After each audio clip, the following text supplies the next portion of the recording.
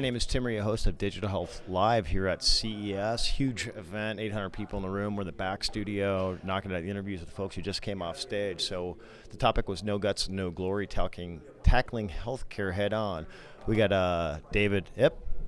Hello. How are you doing? Excellent. Good to see you at the party last night. Yeah, we had a few. And Alan Stein. Hi, Tim. Good to be here. Cheers. And Randy Parker. How you doing, Randy? Real well. Happy to be here. So talk to me about your background. Sure.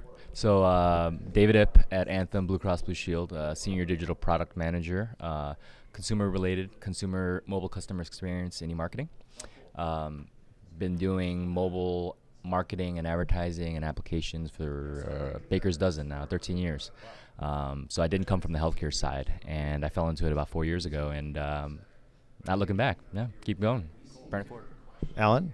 I'm a physician scientist with Hewlett-Packard. I work in big data technologies. I actually started off in medicine, became frustrated with the technology, and said, you know what, I'm not going to treat patients. I'm going to build technology for doctors who will then treat patients. So I work in the big data space. So we swim in a sea of data from all the wearables, medical records, and things like that. So processing that in some way to do meaningful, useful things with that information. Yeah, I liked your approach that we were speaking with last night, where really it's how do you create things that aren't just based upon a spreadsheet or really looking at it from a financial side as well as like a human side? Well, and that's what medicine is all about. As an MD, not an MBA, I have that perspective that I just want to do things that build technology that helps people take care of each other better. Cool. And Randy, you're an entrepreneur. Yes, I've been for over 30 years building disruptive technology companies, and mainly in the media distribution space. I got into the telehealth space back in 2009 because we really thought we could actually disrupt what was a very broken system in the U.S. using our capability to change the way healthcare is delivered in the U.S. Okay. So, David, mobile devices. We've got HealthKit out, new iPhone. Samsung was here with some amazing technology and a venture fund tied with UCSF. How does that play into this space and what was going on stage? Sure. So, the way I look at it is it's democratization of healthcare, right? So with all these new tools and new devices and sensors, we're allowing everybody to engage in healthcare if they choose to. Now, there are some things that still are required, things like integration with your claims information or with Epic systems and different hospital groups, right? There's a lot of different data points that are out there, but now Apple HealthKit, the infrastructure is there now for members. It's on your phone. Google Health went into the marketplace, but it didn't. They've actually, based on their data, they decided people are more interested in fitness data versus health data. So it's a very interesting approach on both sides, and it'll be interesting to see where it goes. And Qualcomm's doing really interesting things in the space. Alan, what else is happening in the topic, and what were really some of the hot points?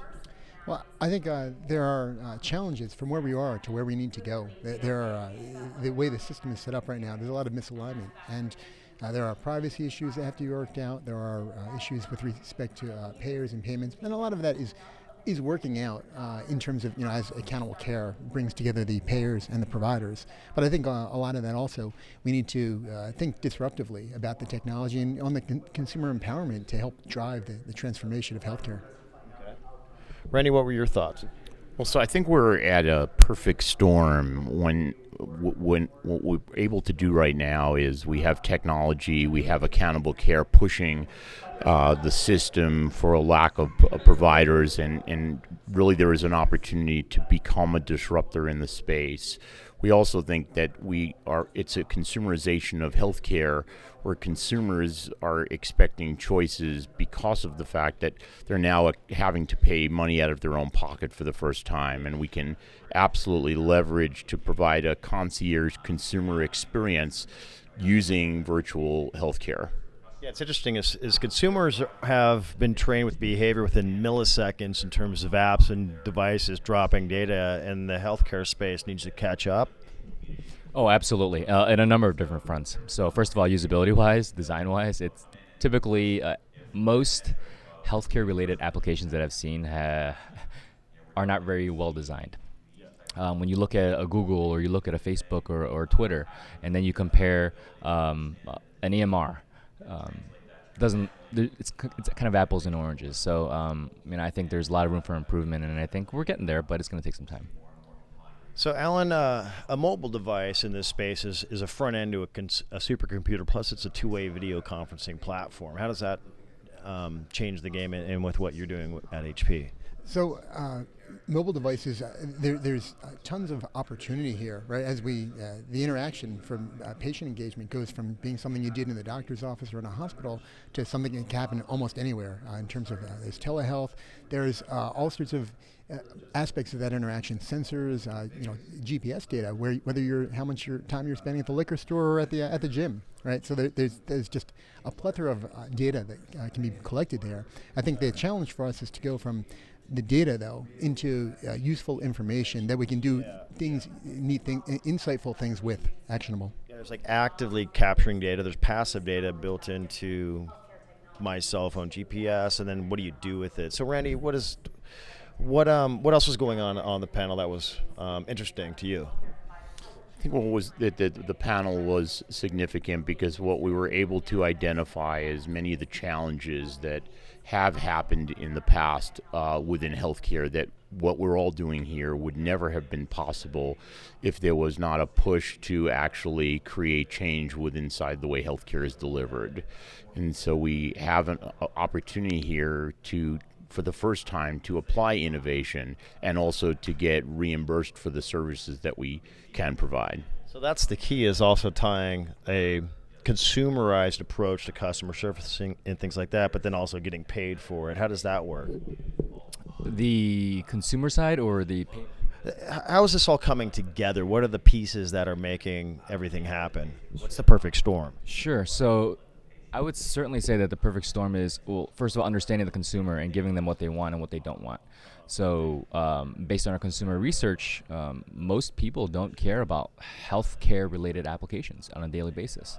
When they need it, when they're diagnosed with something, or when they're at the point of care, that's when they need something. So it's like your insurance card in your pocket, in your wallet. You don't take it out every day. You only take it out maybe once, maybe twice a year. And a lot of our members do that. So it's understanding really what the consumer needs are and creating solutions to meet those needs. Now, the fitness aspects, that gets more interesting, right? So with a lot of the startups here and a lot of the technologies here, it's all about real-time measurement, quantified self, and things that you can do. But it's a consumer tool. There's only so much time in a person's day to engage with consumer tools. So you have to figure out what your overall objectives are and how you're going to achieve them. Yeah. I think we have to stop thinking about, we have to think more broadly in terms of what is healthcare, right? Healthcare is not something that happens in a hospital or a doctor's office. Healthcare is what we do every day. It's our health habits, what we eat, whether we smoke or not, how much we exercise, whether we take the stairs or the elevator. So we need to think more broadly, and with that's how we move forward. Okay, we're running out of time here. I know Dr. Phil's coming on stage next, but I wanted to give Randy the mic again to kind of tell everybody what's coming up next with you. So one of the significant things that we've done this year is we've made a deep commitment to behavioral health. We've acquired Breakthrough Behavioral this year to really not only look at the ways that we can help our consumers with medical, but that we can do it with therapy and psychiatry as well through virtual access. Everybody's probably really interested to connect up with you guys. How do people link up with you, David? Feel free to tweet me at David Shuip, DavidShuip, or find me on LinkedIn, David Ip. I'm at Alan Stein at hp.com, alan.stein at hp.com. Great. Randy Parker, rparker at mdlive.com. All right, guys. Well, thanks for being on the show. Thanks, Jill Gilbert, our staff and team and sponsors. I also wanted to thank Jill Gilbert. I think that I've been here almost from the beginning, and she's done a spectacular job of bringing this forth to allowing all the innovators as well as consumers to get access to see how critical and important this is. Yeah, we had a nice dinner last night. Exactly, and this is a fantastic group of innovators brought together, and that's a really special time, and that's what's necessary because it's difficult to do this, but it is inevitable, and it's very powerful. Yeah, I'll just reiterate one more time. Yeah, Jill has done an amazing job putting the right people at the right place at the Digital Health Summit, right? So it's not overly skewed one way or the other in terms of the types of companies. It's a great mix, and it's a great ecosystem here. And if you're not here, you should be here. Make an effort to come to the Digital Health Summer Summit and be part of the family, and at least tap in with the Twitter stream and check out our LinkedIn page so you can get connected. Tim Ria here signing out with Digital Health Live here at CES 2015. Thanks, guys. Cheers.